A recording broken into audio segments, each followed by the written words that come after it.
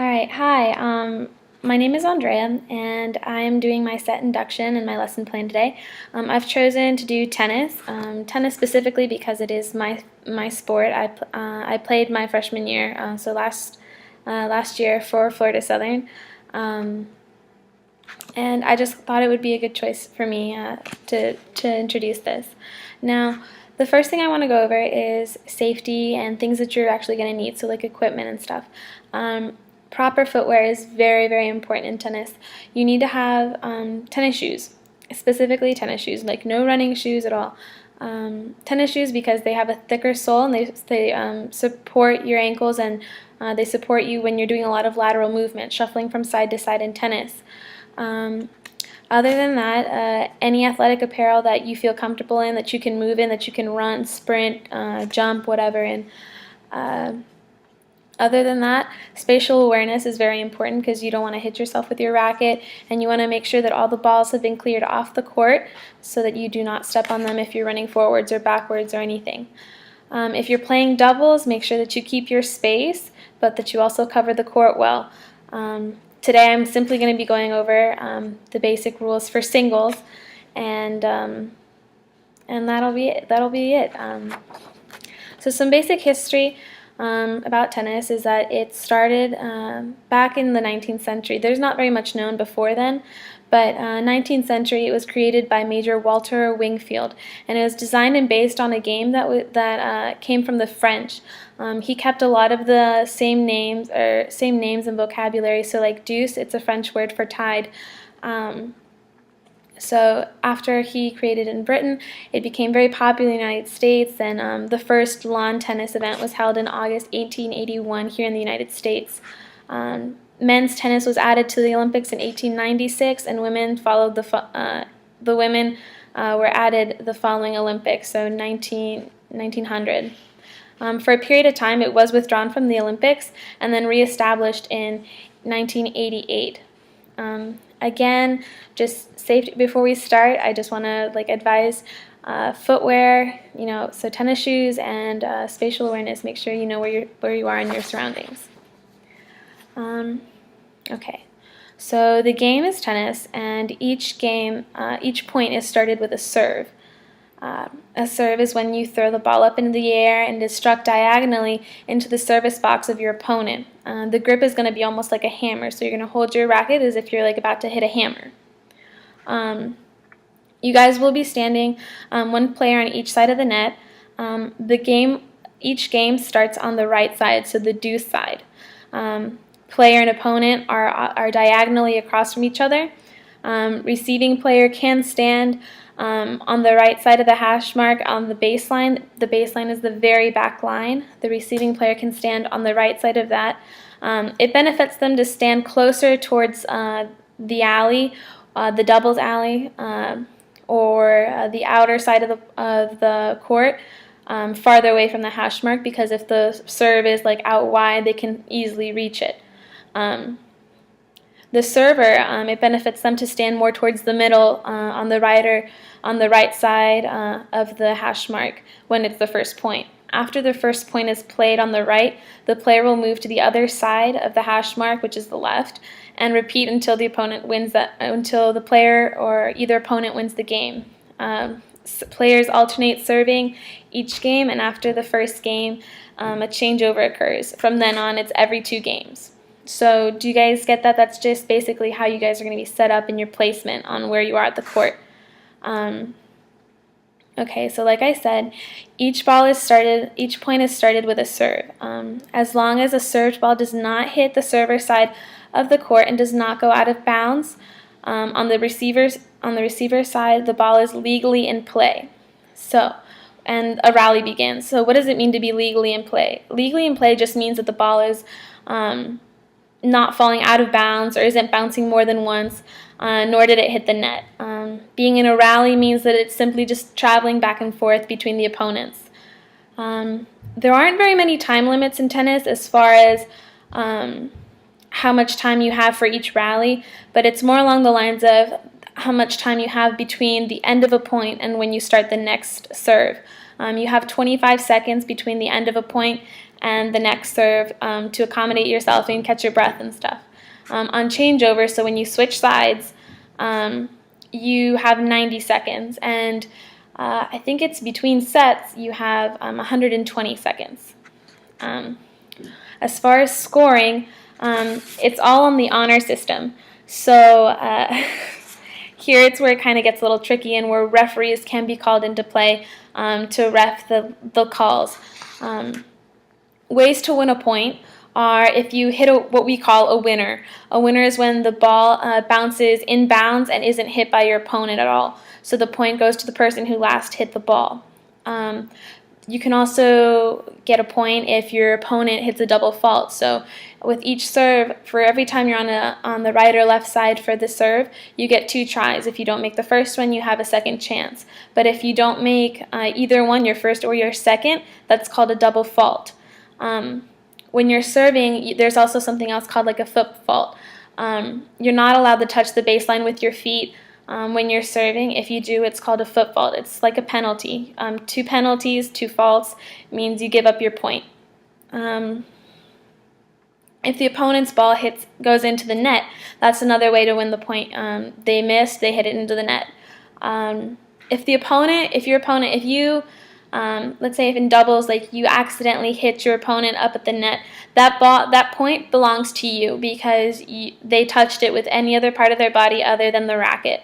If your opponent or if you touch the net, that's an illegal move. So the other part, like if your opponent touches the net, you get that point. Okay, so scoring is a little tricky. It's not the typical 1, 2, 3, 4, 1 you, 1 me, 2 you, 2 me.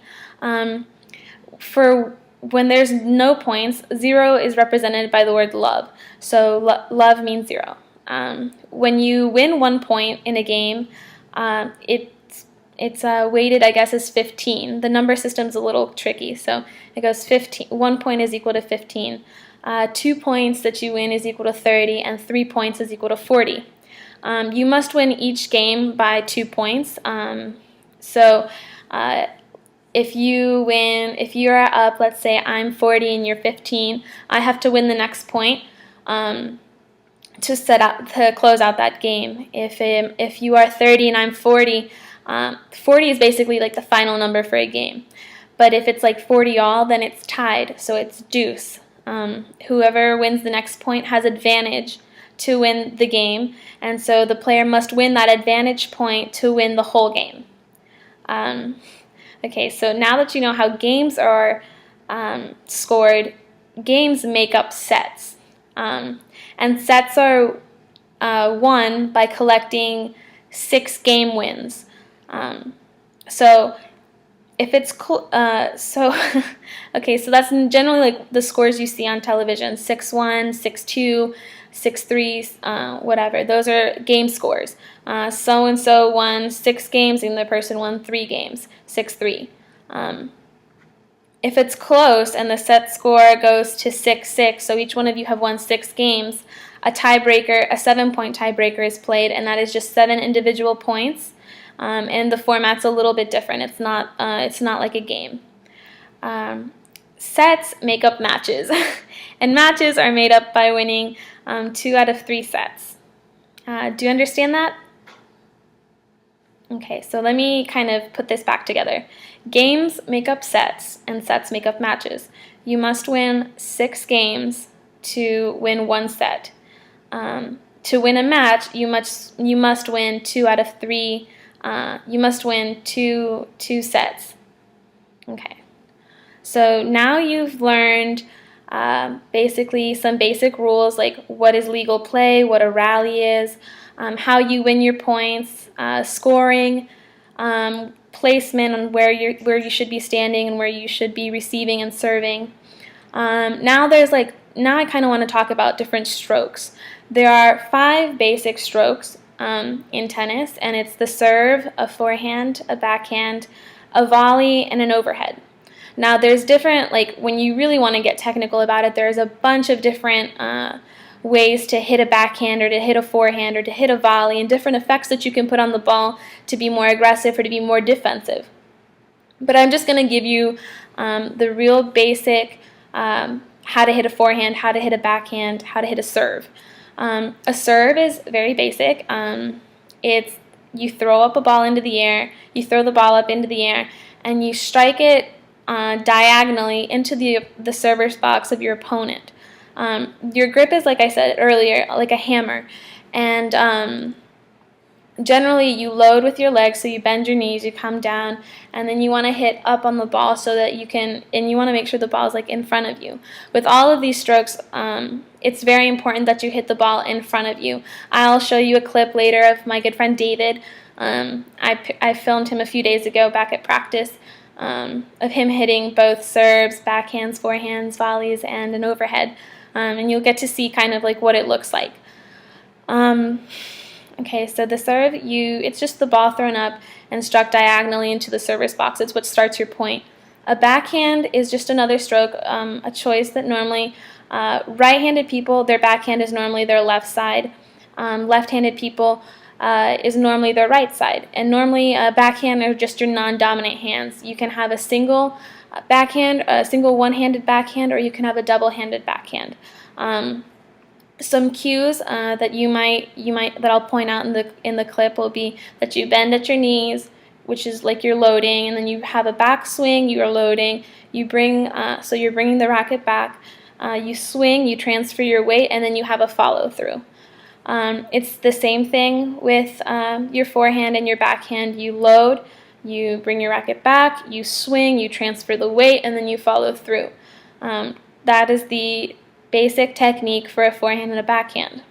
Now a volley is a much shorter motion, and it's generally done when you're up at the net. Normally up at the net, you strike the ball in midair, so it's really short and it's up front. Some players or coaches kind of refer to it as almost like playing patty cake. You like punch the ball in front of you, so right in front. And then the last final stroke is called an overhead. It's a very similar motion to the serve. You know, you're going up, behind, and over. And some people even, it's the same grip as a serve. And some people even like make it resemble it to a spike in volleyball. So you're just literally like, sometimes we call it a smash in tennis. You're literally smashing the ball down into the court. Normally you use overheads to end points and to act very aggressive in doubles. In singles, all of these are, like, in doubles, volleys and overheads are very, very important because you have, normally, if you're an aggressive team, you're both up the net. Alternatives, how you can change and challenge and stuff.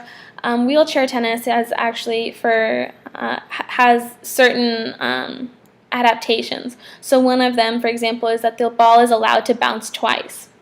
Now the USTA, which is the USDA Tennis Association, have rules for children of 10 and under. The court is actually shortened. They kind of draw, I think, with chalk, and it's an underhand service permitted. So instead of like hitting it over, you kind of just hit it like a forehand over. So I'm going to show you a few clips of David, and hopefully you really enjoy this.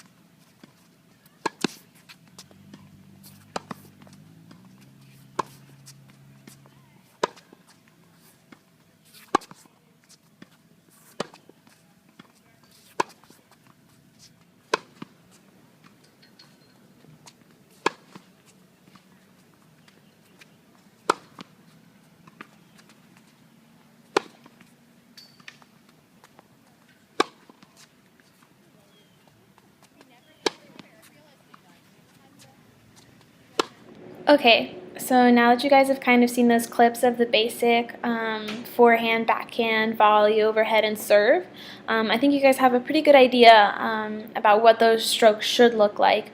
As far as technique-wise, just some basic and good advice that I can give you is always make sure that you strike the ball in front of you and never behind you. Behind you can end up causing some injury towards your elbow. It's how a lot of players get tennis elbow, by hitting late and gripping the racket too tight.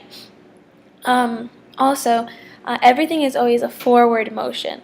When you swing, you follow through and you go with you transfer weight from your back foot to your front foot, and you transfer weight. I wasn't able to do a lot of any voiceover on those clips. I don't know why my Mac wasn't letting me do it, but I did add some subtitles, and hopefully that kind of helped. But as far as that, I think we've pretty much got it. I'm really excited to see you guys go out on the court and try this out on your own. But before I let you guys loose to go play, are there any questions? No? Okay, well then how about I just quiz you guys really quick. What is the score if a player has 2 points? 2 points means the player has 30 points. That's right. What are 2 ways to score or make a point? 2 ways to score a point would be hitting a winner or causing your opponent to make a mistake. So they hit it into the net, they hit it out, something. Okay, and last one. What side of the court do you start every game on? The right. You start every game on the right side of the hash mark on the baseline. All right, well, thank you so much, and I look forward to hearing your responses and seeing my grade. All right, well, thank you.